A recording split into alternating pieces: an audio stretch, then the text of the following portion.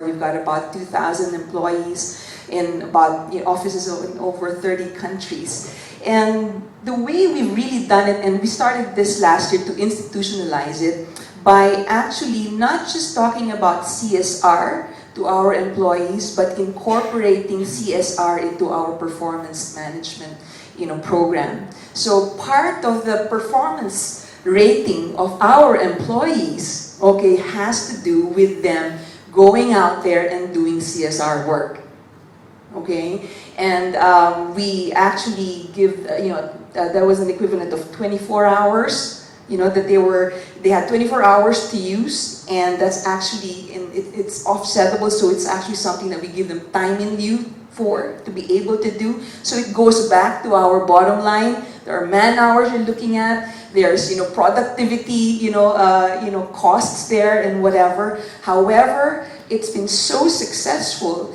and one of the things that was shown in that video was our Footprints program. That's actually our staff taking Saturdays off, mentoring children on their precious weekends, and that ran not for one day. It ran for 10 months. We piloted that in Malaysia last year, and we now have our Hong Kong office doing that also. They just finished their 10-month program, just last Monday. And the gratification is actually much greater for our employees than for than for the beneficiaries. So it's one thing to talk about your values, but when you create an environment where they actually can live it out, there's no better way for them to really believe and buy into it than doing it themselves. We're actually working on a project right now that we're going to pilot in the Philippines, which is really working with women in the communities, giving them the product to develop and giving them the financing to do that, and then buying back that product, okay, and plugging that into our business. And we're very excited about that, because I think that's really the way to go. As companies, we recognize that you can either give money or you can teach people how to fish or give the fish. And so that's where we're going into right now. And I think that more companies are doing that as well. And that's very encouraging, because the profits really will become even, in this day and age where really things are very transparent, people are looking not just for product value, brand value, they're also really looking and being able to emotionally connect with the brands.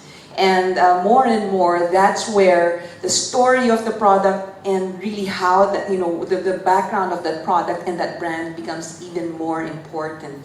And knowing, people are prepared to pay, and go to great lengths to buy a product if they know that by buying that product, it's their own way, they are making a difference as well. So, yeah.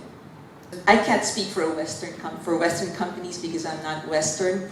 Again, I was at the World Economic Forum, Summer Davos, and had the good fortune to, meet one of the great CEOs in India. And he really drove home a very important point, which I totally subscribe to, which is that Asian companies, one thing that makes Asian companies very different is that we really are very familiar in the way we do our businesses, okay? And that also translates to whatever it is that we do, even CSR, including CSR. And so to Asian companies, in my experience and to my knowledge, and definitely as far as we're concerned, it's not about philanthropy or CSR, it's just really a way of life.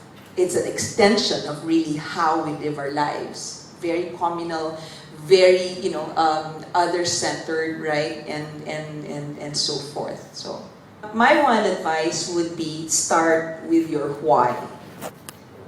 Your why. Because your why, if your why isn't clear, then, it's not going to work out.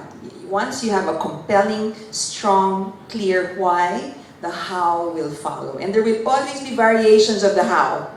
But the why, if it's clear and it's, and it's genuine, okay, that's always going to guide you and drive you regardless of the changes that will happen in the business climate.